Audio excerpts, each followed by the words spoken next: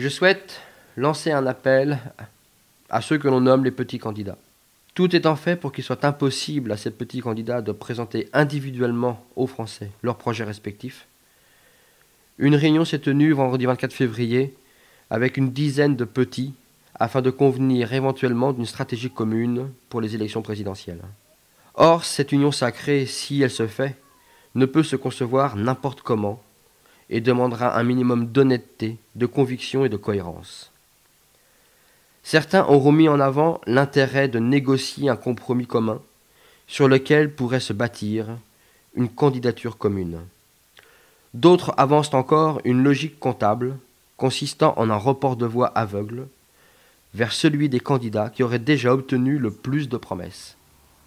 Malheureusement, aucune de ces deux options ne doit, à mon sens, être retenue, car en cédant à la tentation de la négociation, vous adresserez comme message à vos électeurs que votre ambition personnelle l'emporte sur vos convictions. Ce serait là le pire des messages.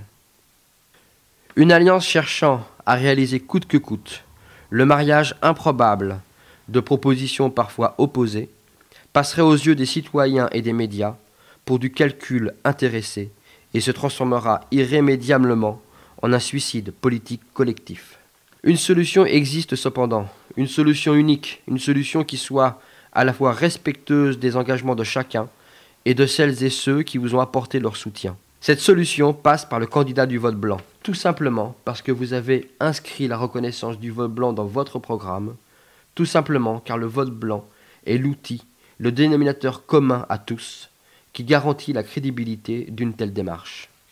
Je veux rappeler que le candidat du vote blanc n'est là que pour mettre en évidence l'inadéquation de l'offre politique et de l'attente des électeurs.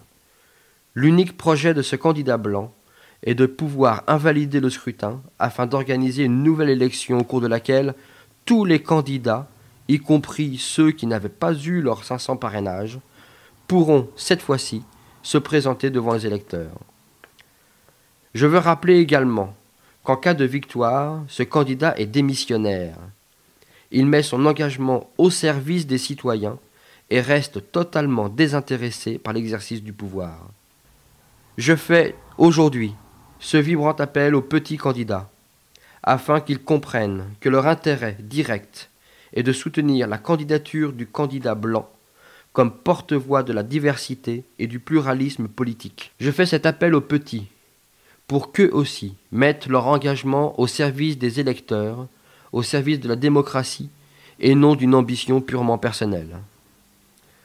Aujourd'hui, 28 février 2012, le combat n'est pas encore perdu.